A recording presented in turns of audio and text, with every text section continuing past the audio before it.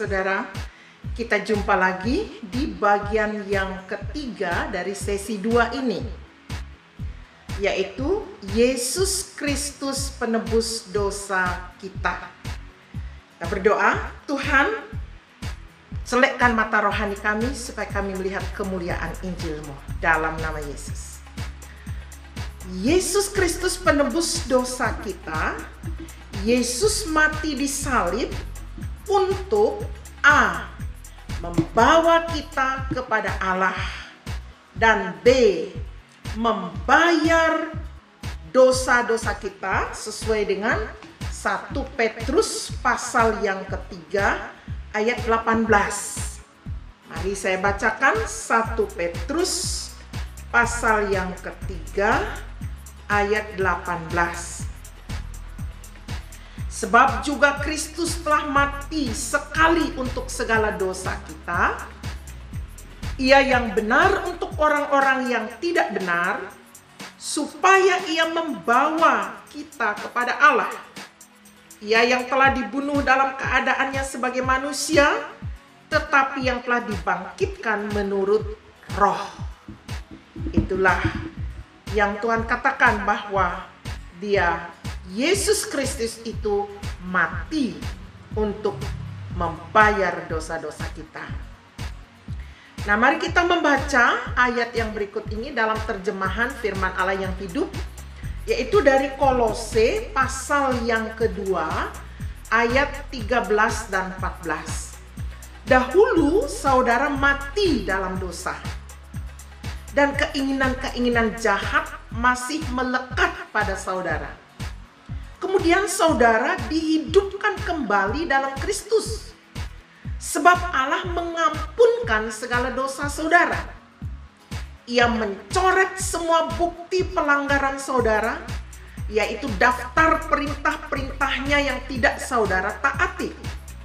Ia mengambil daftar dosa itu dan memusnahkannya dengan memakukannya pada salib Kristus. Itu disebutkan di dalam Kolose 2 ayat 13 dan 14. Nah, saudara harus mengingat ini, seperti ini adalah surat sertifikat pembayaran hutang dosa oleh Yesus Kristus. Nah, sekarang saya baca Kolose 2 ayat 13-14 dalam terjemahan baru. Tadi dalam terjemahan firman Allah yang hidup, Kolose 2 ayat 13 dan 14.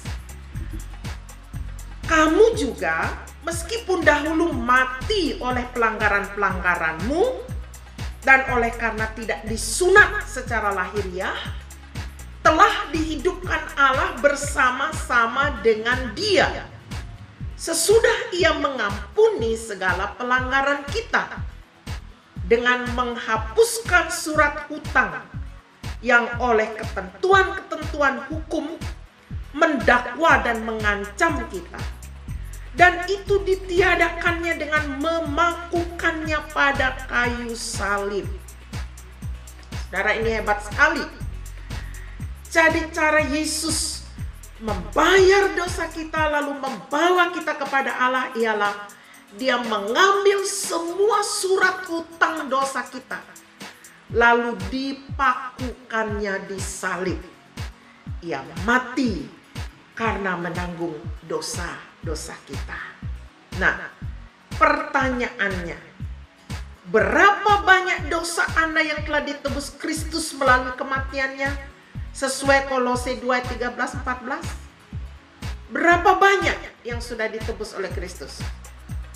10 dosa, 100 dosa, 1000 dosa, atau semua dosa? Menurut ayat ini, semua. Dia mengampuni segala pelanggaran kita. Segala, semua. Nah, mari kita perhatikan apa saja, Nah, kalau dikatakan semua, ya,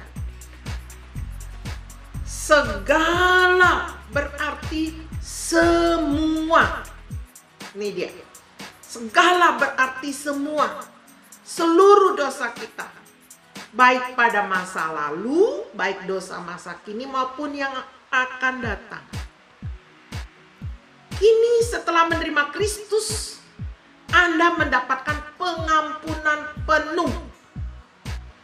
Semua dosa, masa lalu, kini, bahkan yang akan datang. Hebat sekali. Kristus sudah tahu berapa banyak dosa yang akan saudara buat lagi sesudah menjadi ciptaan baru. Itu pun sudah termasuk dalam pengampunannya. Pertanyaannya, setelah saudara mengetahui hal ini, apa dampaknya bagi kehidupan saudara?